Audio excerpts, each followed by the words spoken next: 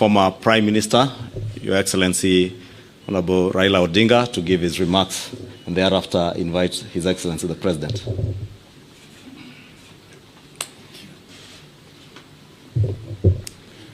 Your Excellency, my brother President William Samoei Ruto, all distinguished ladies and gentlemen who are here this morning, we have come here today for a very solemn occasion. And I'm happy that this function has been arranged to take place here at KICC. As my colleague Stephen Kalonzo Musyoka said, we are at a crossroads as a country. And times like this requires leadership, the country to move forward. What we are doing today is a culmination of a process that began sometime last year when President Olusegun Obasanjo came to mediate and the conflict that was raging on at that time. We agreed when we sat together, myself and Brother William Ruto, that we would follow the route of dialogue. And that is the reason why NADCO was set up. NADCO then proceeded to dialogue and ended up with a very voluminous report which has contained some very fundamental recommendations.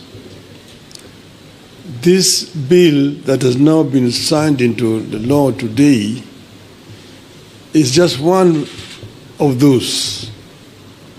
But the NADCO report contains very many issues which are at the heart of the people of Kenya today. If you see the issues which are being raised by our youth, most of them are actually contained in the NADCO report. But if this NADCO report is implemented fully, you'll be able to address all those issues which these young people are raising. We are, as I've said, at a very, very crucial juncture in the history of our country. Our country has moved forward. There have been highs and lows in our history of 61 years. We need to move forward. And I want to say, at this moment in time, my brother, that we require now a wider engagement so that people have an opportunity to vomit all that is there in their chest in order that we can be able to find a way forward. I therefore want to support the proposal of my brother Stephen Kalonzo Musyoka that we have this conversation. It may not take more than 2 weeks, but it brings all the stakeholders together. Today, our society is fairly stratified. Nearly 70% of our population is below the age of 35, the youth. If you say that between 35 and 18 constitute about 40%, we need that 40% to be present when this dialogue is taking place. And then the rest can fill the rest. And then we just talk about the Kenya we want. The Kenya we want convention. Out of that will come out recommendations that will help us to resolve this issue once and for all. And that will be my proposal, Your Excellency. I think that Kenya deserves better. The issues of employment, the issues of discrimination, the issues of corruption,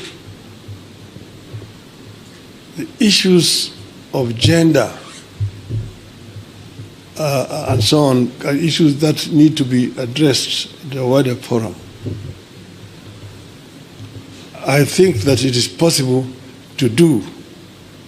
It is possible if there is a will to do it. And then here again, the IEBC is a very important institution. It's not the first time we've had issues with IEBC. If we find a solution to this issue of IEBC, it will be on the way to resolving very many issues in our country. You remember in the last elections, the whole world was stunned when we saw an electoral commission that was completely divided. Some saying one thing, others saying one thing. You may be happy that, the other group ruled in my favor. But what example are we showing the world as a country?